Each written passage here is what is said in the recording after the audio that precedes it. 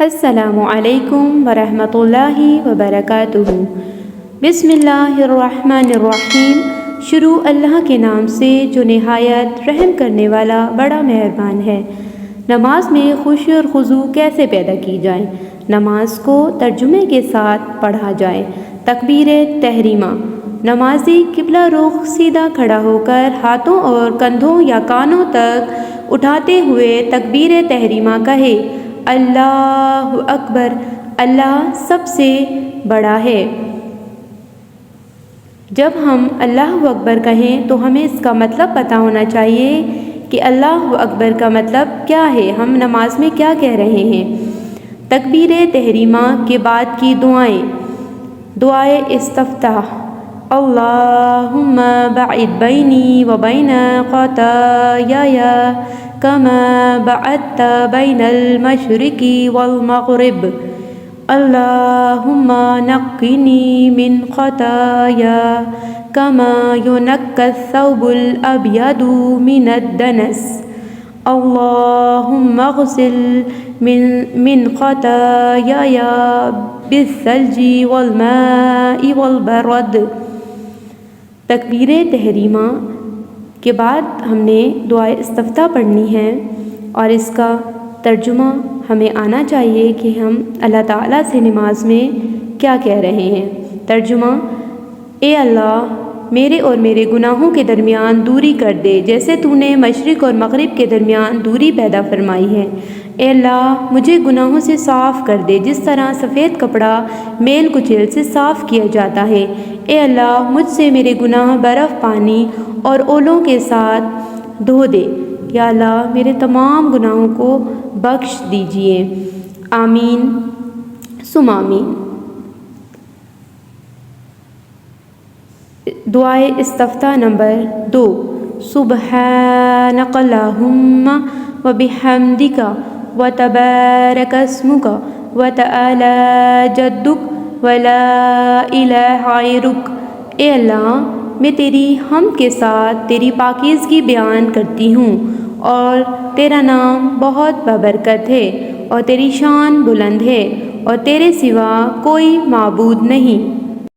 بے شک ساری تعریفیں اللہ تعالیٰ کے لیے ہیں اور اللہ تعالیٰ بہت بلند ہے اور اللہ کے سوا کوئی معبود نہیں، وہ اکیلا ہے، اس کا کوئی شریک نہیں۔ اس کے بعد آپ نے پڑھنا ہے تعوذ: اعوذ باللہ السمیع العلیم من الشیطان الرجیم من ہمزہ ونفخہ ونفثہ۔ ترجمہ: میں پناہ مانگتی ہوں اللہ کی جو سننے والا اور جاننے والا ہے، شیطان مردود سے، اس کے برے وسوسوں سے، اس کی جادو کی پھنکار سے اور اس کے تکبر سے۔ یہاں پہ میں 3 دعائیں مانگ رہی ہوں شیطان سے بچنے کے لیے، ٹھیک ہے۔ اس کے بعد آپ نے پڑھنا ہے سورۃ الفاتحہ: الحمدللہ رب العالمین۔ سب تعریف اللہ تعالیٰ کے لیے ہے جو تمام جہانوں کا پالنے والا ہے۔ تمام تعریفیں کس کے لیے ہیں؟ اللہ تعالیٰ کے لیے ہیں اور اللہ تعالیٰ تمام جہانوں کا مالک ہے۔ الرحمن الرحیم، بڑا مہربان نہایت رحم کرنے والا ہے۔ اللہ تعالیٰ بہت مہربان ہے اور رحم کرنے والے ہیں۔ مالک یوم الدین، بدلے کے دن یعنی قیامت کے دن کے مالک ہیں، ٹھیک ہے۔ اللہ تعالیٰ قیامت کے دن کا مالک ہے، جس دن ہمارا نامہ اعمال ہوگا، اس دن کے مالک ہیں۔ ایاک نعبد و ایاک نستعین، ہم صرف تیری ہی عبادت کرتے ہیں اور صرف تجھ سے ہی مدد چاہتے ہیں۔ ہم صرف کس کی عبادت کرتے ہیں؟ اللہ تعالیٰ کی، اور ہم اللہ تعالیٰ سے ہی مدد مانگتے ہیں۔ اہدنا الصراط المستقیم، ہمیں سیدھی اور سچی راہ دکھا۔ ہم اللہ تعالیٰ سے اتنی خوبصورت دعا مانگ رہے ہیں کہ اللہ ہمیں سیدھی اور سچی راہ دکھا۔ صراط الذین انعمت علیہم، ان لوگوں کی راہ جن پر تو نے انعام کیا۔ ہم اللہ تعالیٰ سے کیا کہہ رہے ہیں کہ اللہ تعالیٰ ان لوگوں کی راہ دکھا جس پر تو نے انعام کیا۔ غیر المغضوب علیہم ولا الضالین، ان کی نہیں جن پر غضب کیا گیا اور نہ گمراہوں کی۔ یعنی کہ ہم اللہ تعالیٰ سے کہہ رہے ہیں ان کی راہ پہ ہمیں نہ چلانا جس پہ غضب کیا اور جن کو آپ نے گمراہ کیا۔ بسم اللہ الرحمن الرحیم، سورۃ الاخلاص۔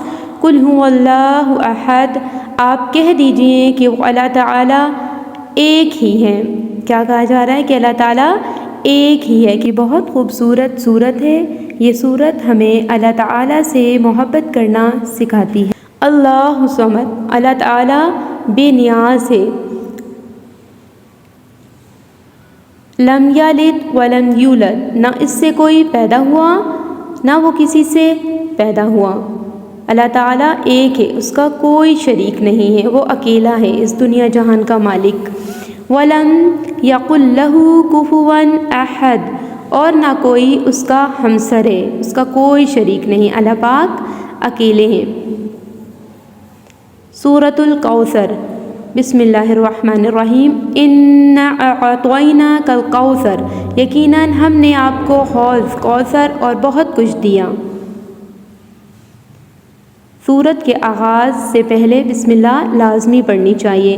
فصل لربک وانحر، ترجمہ، پس تو اپنے رب کے لیے نماز پڑھو اور قربانی کرو۔ انا شانئک ھو الابتر، یقیناً تیرا دشمن ہی لاوارث اور بے نام و نشان ہے۔